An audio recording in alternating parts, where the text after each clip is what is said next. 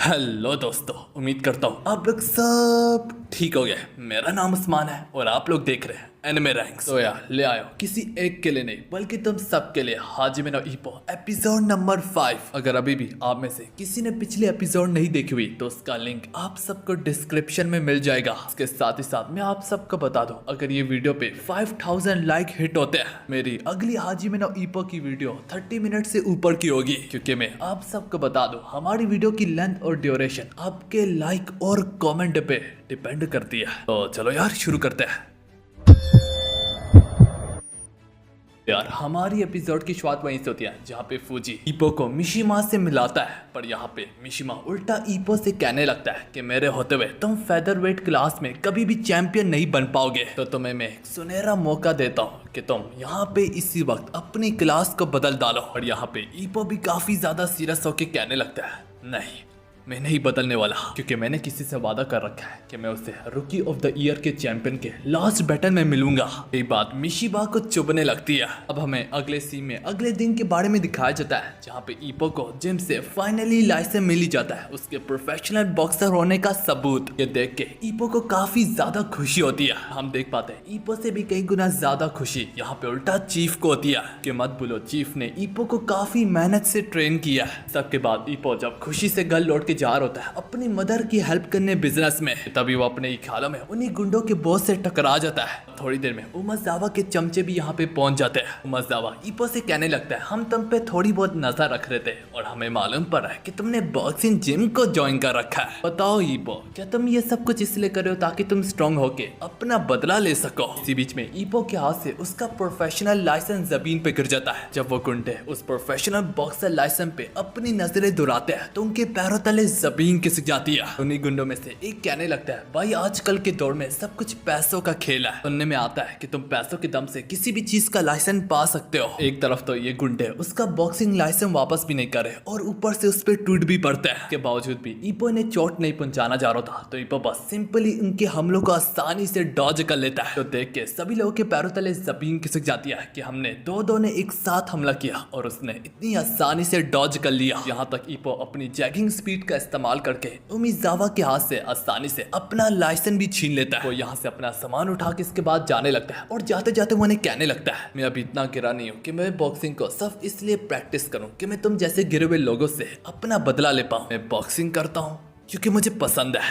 ये कहते हुए ईप्पो यहाँ से चला जाता है। अब उसकी पावर के नमूने को देख के उन सब के मुंह खुले के खुले रह जाते हैं और तब कहीं जाके उन्हें वाकई में यकीन आता है कि हाँ यार कि ये साला वाकई में एक बॉक्सर निकला। हमें यहाँ पे बताया जाता है कि ईप्पो को ताकामुरा से मिले हुए आधा साल गुजर चुका है। आधे साल की हार्ड ट्रेनिंग और डेडिकेशन से और पूरे तरीके से फोकस से उसने हाफ साल में बॉक्सिंग का लाइसेंस पा लिया। अगले सीन में ईप्पो दोबारा से जिम पहुंच के अपनी ट्रेनिंग शुरू ही करता है, पर जिस पंचिंग बैग को वो पंच होता है उसके पीछे ताकामुरा खड़ा होता है, जो देख के ताकामुरा कहने लगता है, तुम्हारी हिम्मत भी कैसे हुई कि तुमने मुझे चैलेंज किया? कहते हुए वो पंचिंग बैग को जोर से पंच मारता है। वो ईप्पो को फौरन से पीछे धकेलता है। बाद ताकामुरा कहने लगता है, बॉक्सिंग में ये नहीं देखा जाता कि कौन किससे कितना पावरफुल है, पंच करो ईप्पो। इस पर ईप्पो भी थोड़ी सी हिम्मत लगा के एक डिसेंट पंच थ्रो करता है। इस पंच से यहाँ तक ताकामुरा को भी थोड़ी सी मुश्किल आती है और ताकामुरा उसकी दाद भी देने लगता है। सुन के ईप्पो काफी ज्यादा खुश होता है और अपनी पॉज लेने लगता है कि अचानक से ताकामुरा उससे कहने लगता है, भाई मैं तो मजाक कर रहा था। ये कहते हुए वो पंचिंग बैग को इतने जोर से पंच मारता है कि वो ईप्पो को लगता है और उड़ा के ईप्पो को फेंकता है। और वो ईप्पो को कहने भी लगता है कि 100 साल ट्रेनिंग करके आओ, शायद तुम मुझे हिला डालो बच्चे। अगले सीन में फूजी ईप्पो को एक वीडियो दिखा रहा होता है जो कि मियाटा के फर्स्ट मैच की होती है एज अ प्रोफेशनल। मियाटा अपनी बॉक्सिंग रिंग में 1 मिनट और 33 सेकंड में ही अपने मैच को इतनी जल्दी और आसानी से खत्म कर डालता है। उसके बाद यहाँ तक फूजी माशिबा की भी वीडियो दिखाने लगता है। वही कमांड किस्म का बंदा,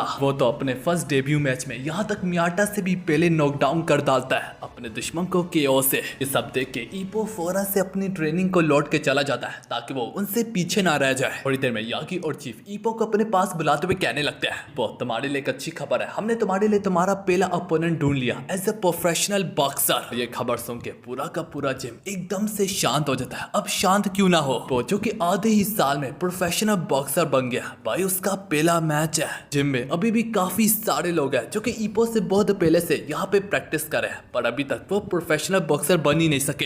यार चीफ ईपो को बताने लगता है तुम्हारे पहले अपोनेंट का नाम है ओडा। तो सुन के ताकामुरा के पैरों तले जमीन खिसक जाती है, जैसे कि छत उसके सर पे टूट के आने को लगे। ताकामुरा के चेहरे से साफ साफ परेशानी दिखने लगती है ये नाम ही सब सुनने से। पर ईपो भी काफी ज्यादा डर के मारे पूछने लगता है कौन है वो शख्स, आखिर कितना पावरफुल है, क्या तुम उसे जानते हो?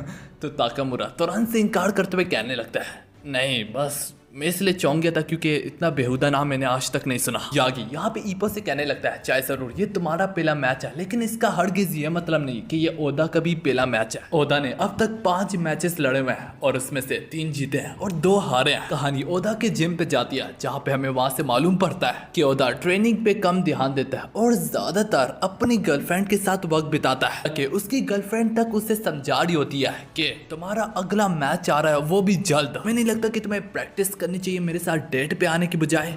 और जहाँ तक ये जिस जिम में प्रैक्टिस करता होता है उस चीफ की बेटी के साथ ही ये यहाँ पे डेट पे आया होता है। अब थोड़ी देर में यहाँ पे मैनेजर पहुंच जाता है और उससे काफी ज्यादा सुनाने लगता है। रोदा इस पर कहने लगता है मैं जितने भी मैचेस आ रहा हूँ आज तक सब पॉइंट कम होने की वजह से हारा हूँ, वरना तो मैं हमेशा KO ही करता हूँ। कोई भी अपने पंचेस के दम से नहीं हरा सकता। यहाँ तक उसका मैनेजर भी इसकी बात से एग्री करके कहने लगता है पर तुम में जो कमी है वो तुम्हारे स्टेमिना में है। शुरू में तो तुम अपने अपोनेंट पे काफी इजिली भारी पड़ जाते हो, मगर जब तुम्हारा स्टेमिना कम होने लगता है तो तुम्हारा अपोनेंट पॉइंट से जीत जाता है। तुम्हारे पास इतना ज्यादा टैलेंट है, तुम जैसे बॉक्सर को तो तबाही मचा देनी चाहिए। जब इस पर कहने लगता है मुझे तुम्हारे पंचेस पे स्पेशली तुम्हारे राइट हाथ पे काफी ज्यादा भरोसा है। यहाँ तक तो तुम्हारे फर्स्ट डेब्यू मैच को तो देख के मैं ये उम्मीद लगा बैठा था कि तुम जापान के टाइटल तो क्या बल्कि वर्ल्ड टाइटल को भी जीत सकते थोड़ी सी प्रैक्टिस से। अब तुम अपनी मोटिवेशन, डेडिकेशन सब कुछ खो चुके हो। मैं तुम्हें बता दूं ओदा, जो तुम्हारा नेक्स्ट अपोनेंट है ईपो, के बारे में टाउन में काफी ज्यादा अफवाह फैली हुई है कि उसका पंच इतना ज्यादा पावरफुल है कि वो किसी को भी लगे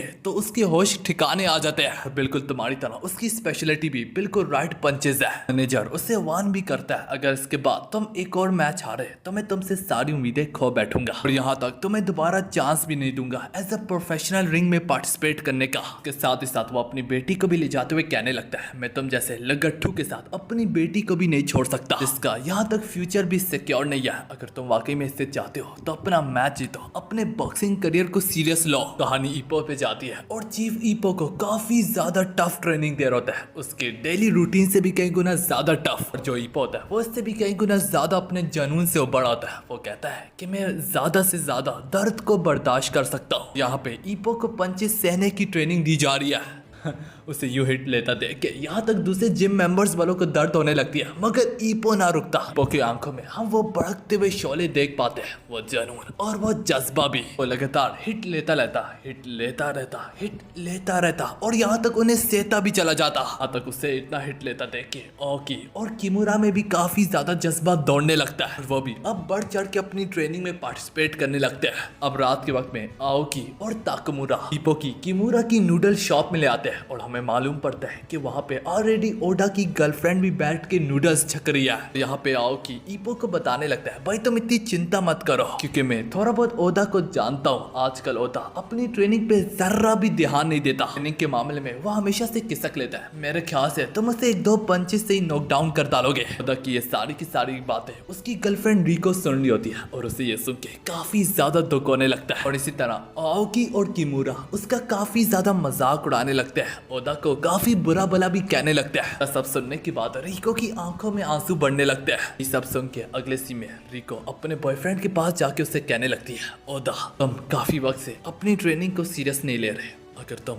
अपना अगला मैच हारे तो अपने मैच के साथ ही साथ तुम मुझे भी हमेशा के लिए खो दोगे। ये सब कहते कहते रिको की आंखों में आंसू बढ़ाते हैं और वो उसे बताती है कि मैं आज तुम्हारे अपोनेंट से मिली हूँ और उसके सारे के सारे दोस्त तुम्हारा बहुत ज्यादा मजाक उड़ा रहे थे। वो तुम्हारे बारे में यही कहते हैं कि तुम नॉन सीरियस हो, तुम जोकर जैसे दिखते हो और काफी कुछ। तुम्हारे बारे में हर एक दूसरा बंदा गलत बोल रहा होता है, जिसकी वजह से मेरा भरोसा तुमसे उठ चुका है। रिको उससे कहने लगती है एक वक्त में तुम सबसे आखिर में जिम को छोड़ के जाते थे और सबसे ज्यादा अपने आप को ट्रेनिंग के लिए डिवोट करते थे और इतने डेडिकेशन, इतने हार्ड वर्किंग ओडा से ही मुझे प्यार हो गया था। ये सब कहते कहते रिको रोते रोते यहाँ से चली जाती है। तब सब सुनने के बाद तब जहाँ के ओदा को रियलाइज होता है कि वाकई में मैं अपने एक अपनी जात को खो चुका हूँ। याद आने लगता है कि वो कैसे अपने गोल से पीछे हट गया। उसके लिए तो वो पहले कितनी ज्यादा मेहनत किया करता था। ऊपर से अगर वो अपना अगला मैच हारा तो वो अपनी गर्लफ्रेंड रिको को भी खो देगा, हमेशा हमेशा के लिए। इस सब कुछ सोच के वो दोबारा से जिम के अंदर लौट के जाता है और अपने मैनेजर से कहने लगता है कि मेरे साथ ट्रेनिंग करो। उसका मैनेजर भी उसके आंखों में वो शोले देखता है जो कि बहुत पहले ही बुझ गए थे और उसे इस बात पे भी काफी ज्यादा गुस्सा होता है कि ईपो और उसके दोस्तों ने मेरा मजाक ही कैसे उड़ाया। असल में ईपो को छोड़ के उसके तीनों की तीनों दोस्तों ने उसका खूब मजाक उड़ाया होता है। हर यार हम देख पाते हैं इसके बाद से ओदा भी काफी ज्यादा सीरियस हो जाता है अपनी ट्रेनिंग को लेके। यूं ही हम देख पाते हैं एक तरफ ईपो अपनी टफ ट्रेनिंग में मगन होता है और दूसरी ओर उसका अपोनेंट ओदा। और यहाँ तक उन्हें ट्रेनिंग करते करते एक हफ्ता भी गुजर जाता है। इसी में हमें दिखाया जाता है ईपो ट्रेनिंग के दौरान यहाँ तक किमुरा जैसे पे भी बाड़ी पा रहा होता है। प्रोफेशनल बॉक्सिंग की रिंग में ईपो से रैंक हायर है। देख पाते हैं एक तरफ ईपो खतरनाक पंचेस की टैक्टिक्स को अपना रहा होता है और दूसरी ओर ओदा दोनों के दोनों दिन रात एक करके अपने आप को पूरे तरीके से अपनी ट्रेनिंग के लिए डिवोट कर रहे होते हैं। अब बस यहाँ तक ट्रेनिंग करते करते इनके पास एक दिन ही बाकी होता है। अगले दिन इनका फर्स्ट मैच होता है। मैच के एक दिन पहले ऑफिशियल तरीके से इनके दोनों के वेट को नापा जाता है और दोनों के दोनों अपनी वेट लिमिट को आसानी से पास कर देते हैं। वो अपने अपोनेंट के पहली बार आमने सामने आया होता है तो चीफ उसे कहता है अगर तुम चाहते हो तुम जाके हाई कह सकते हो। वो ऐसे ही करता है और उसे जाके हाई कहता है पर ओदा उसकी आंखों में आंखें डाल के उसे कहने लगता है हाय के बच्चे ये तो मैं तुझे रिंग में बताऊंगा, तूने आखिर क्लाउन किसको कहा।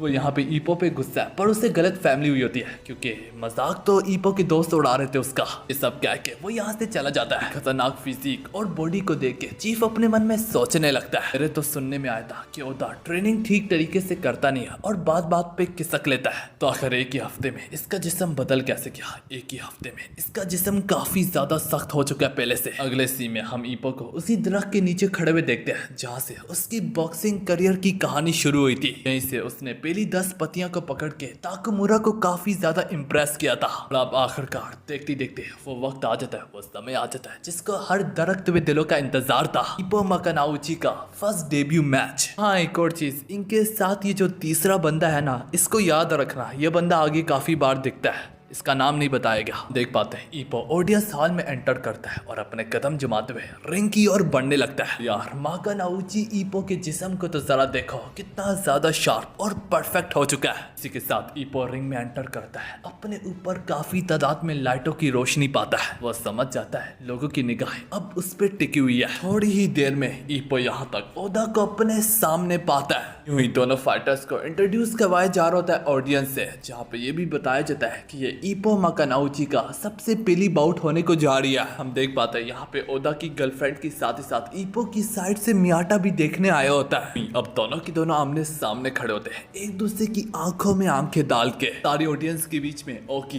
किमुरा और ताकामुरा भी बैठा होता है ईपो की सपोर्ट के लिए। बता दो एक वक्त में जो ओगा हमेशा ट्रेनिंग से किसक लेता था और हमेशा चीजों से भागता रहता था, आज बिल्कुल सीरियस है जैसे कि एक वक्त में पहले हुआ करता था। देखते देखते बेल जूं ही बजती है और इनके मैच की शुरुआत ही होती है। ओदा फोन से एक ही लम्हे में ईपो पे टूट पड़ता है और उसे कॉर्नर करने की कोशिश करता है और ईपो उसके हमले को डॉज करते हुए फोन से कोने से पीछे हटता है। पर इसके तुरंत बाद ओदा दोबारा से ईपो पे टूट पड़ता है जो हमला ईपो फौरन से ब्लॉक करता है। ब्लॉक करने के बाद ईपो को रियलाइज होता है कि उसके राइट हैंड में काफी ज्यादा पावर है। कि ठीक बात हम ओदा को दोबारा से ऑफेंस में देखते हैं और ईपो को डिफेंस में। ये देख के आओकी और किमुरा को भी थोड़ी सी फिक्र होने लगती है। वो ओदा को काफी ज्यादा सीरियस पाते हैं। और अब थोड़ी देर उसके हमलों को ब्लॉक और डॉज करने के बाद ईपो उसकी रिदम को समझ पाता है। के बाद ईपो अपने हमले करना शुरू करता है। यहाँ तक अपने कुछ हमलों से ईपो फौरन से ओदा को उड़ा के पीछे रॉप्स की तरफ फेंकता है। कि पंच की पावर देख के ओदा के पैरों तले जमीन खिसक जाती है। तो सोचने लगता है कि मेरे इतने पावरफुल डिफेंस को उसने सिर्फ एक ही पंच से तोड़ डाला।